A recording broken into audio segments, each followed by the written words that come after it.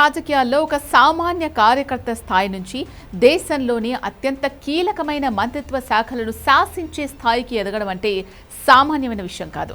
అది కూడా ఎలాంటి వివాదాలు లేకుండా ప్రధాని నరేంద్ర మోదీకి అత్యంత నమ్మకస్తుడైన క్రైసిస్ మేనేజర్గా గుర్తింపు తెచ్చుకోవడం వెనుక దశాబ్దాల కఠోర శ్రమ ఉంది.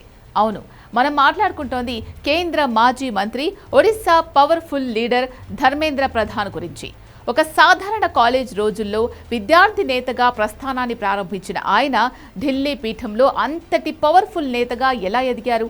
ఆయన రాజకీయ ప్రస్థానంలో ఉన్న కీలక మైలురాళ్లు ఏంటి? ఈ వీడియోలో ధర్మేంద్ర ప్రధాన్ పూర్తి పొలిటికల్ జర్నీని వివరంగా చూద్దాం.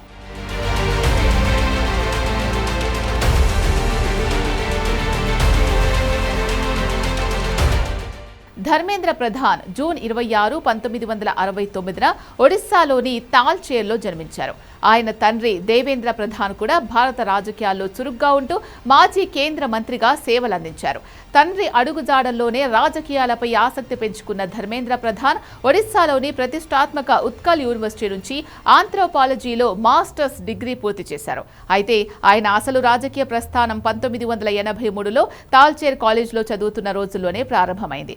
అఖిల భారతీయ విద్యార్థి పరిషత్తులో ఒక సాధారణ కార్యకర్తగా చేరిన ఆయన తన పదునైన ప్రసంగాలతో, నాయకత్వ లక్షణాలతో విద్యార్థులను ఆకట్టుకున్నారు.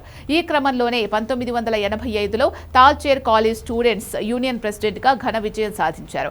ఆ తర్వాత ఆయన వెనక్కి తిరిగి చూసుకోలేదు. 1993లో ఏబీవీపీ స్టేట్ సెక్రటరీగా, 1995లో జాతీయ కార్యదర్శిగా ఎదిగి విద్యార్థి లోకంలో తిరుగులేని గుర్తింపు తెచ్చుకున్నారు. విద్యార్థి నాయకుడిగా జాతీయ స్థాయిలో గుర్తింపు తెచ్చుకున్న ధర్మేంద్ర ప్రధాన్ 1998లో అధికారికంగా భారతీయ జనతా పార్టీలో చేరారు. సరిగ్గా 2000వ సంవత్సరంలో ఒడిశా అసెంబ్లీ ఎన్నికల్లో పోటీ చేసి తొలిసారిగా ఎమ్మెల్యేగా ఎన్నికయ్యారు.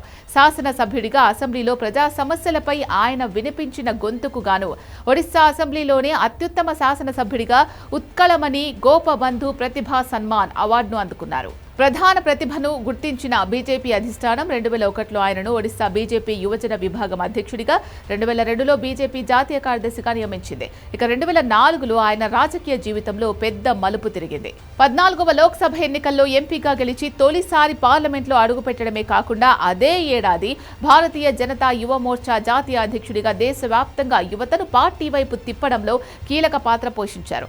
2012 నుంచి 2018 వరకు రాజ్యసభ సభ్యుడిగా ఉంటూ ఎన్నో పార్లమెంటరీ కమిటీల్లో చురుగ్గా వ్యవహరించిన ధర్మేంద్ర ప్రధాన్ ప్రధాని నరేంద్ర మోదీ దృష్టిని ఆకర్షించారు.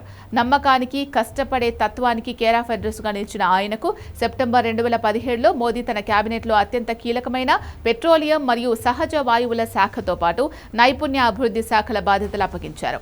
మోదీ ప్రభుత్వం అత్యంత ప్రతిష్టాత్మకంగా చేపట్టిన ప్రధానమంత్రి ఉజ్వల యోజన పథకాన్ని దేశంలోని కోట్లాది పేద కుటుంబాలకు, గ్రామీణ మహిళలకు విజయవంతంగా చేర్చడంలో ధర్మేంద్ర ప్రధాన్ చూపిన వ్యూహాత్మక చొరవ అద్భుతం. ఈ పథకం సూపర్ సక్సెస్ కావడంతో ఢిల్లీలో ఆయన గ్రాఫ్ ఒక్కసారిగా పెరిగిపోయింది.